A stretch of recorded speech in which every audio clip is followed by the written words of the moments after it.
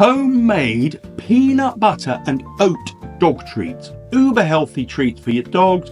Good fun, and they can help you by licking out the bowl and stuff like that as you make them. So I don't have a dog.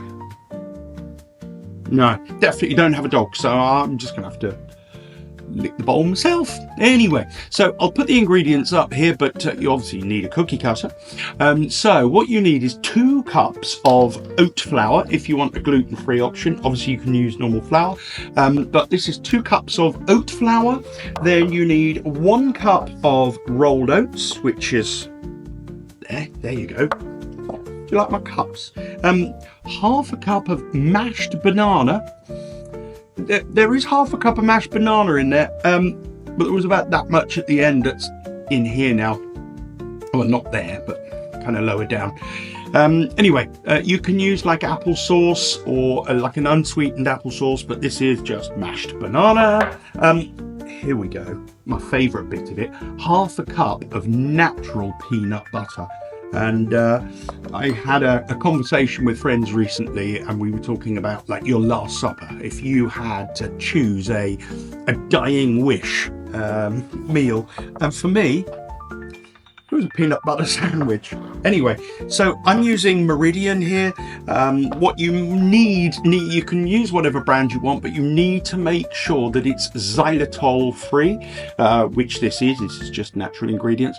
Xylitol, I don't know what it is, it sounds nasty, and it is, because it's poisonous to dogs. So there we go.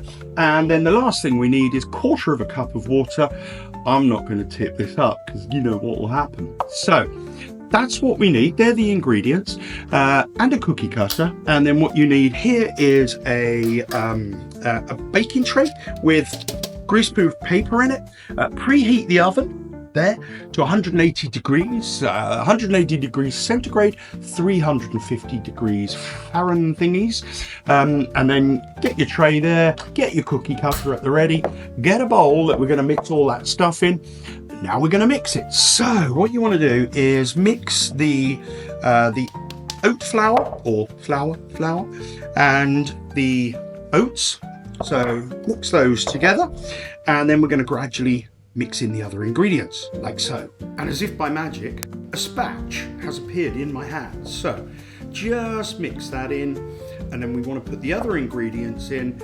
And the last time I did this, I did find I needed to play around a little bit with maybe a bit more water, maybe a bit more flour. So there goes the water, 1/4 cup of water. Peanut butter here. This is amazing. Oh, who doesn't love peanut butter? I am using smooth peanut butter. My last supper wish would be for a nice crunchy one, but probably best to, as this is for dogs, probably best to go with a smooth one. Very, very messy.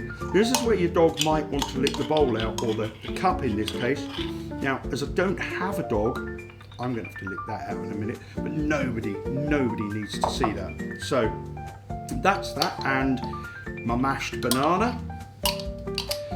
The smell, the combination of banana and peanut butter, which is also an excellent sandwich, by the way.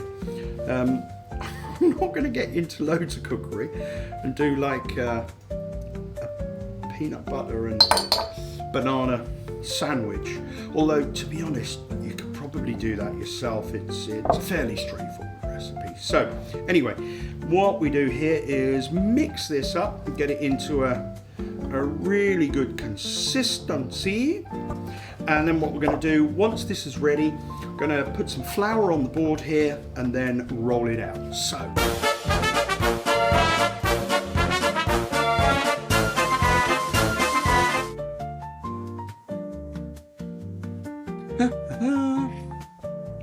getting there. Bit more mixing.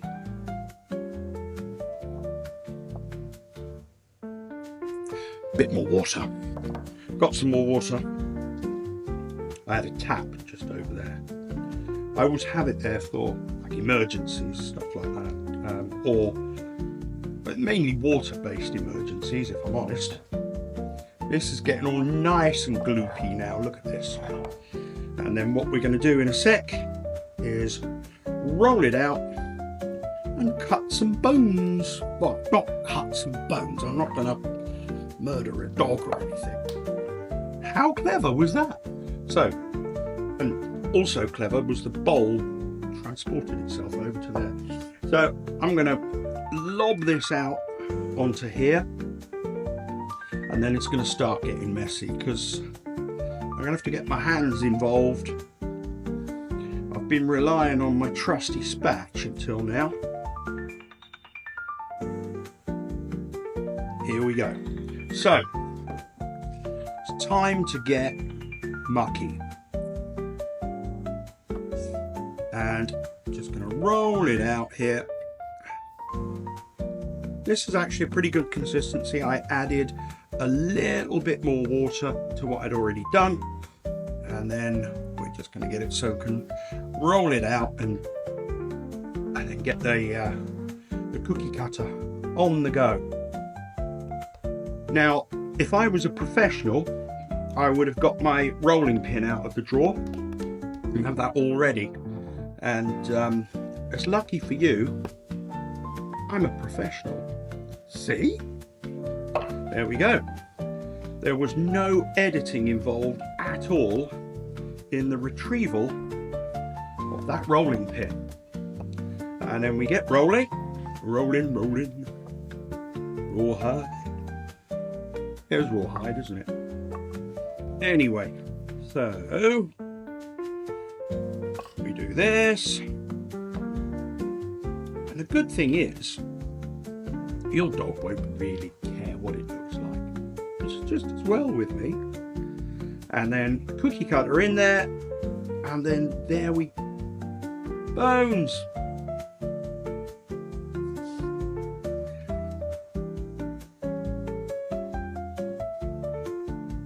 Bones. When I keep saying bones, I'm not shouting for a doctor from Star Trek. Bones. Bones.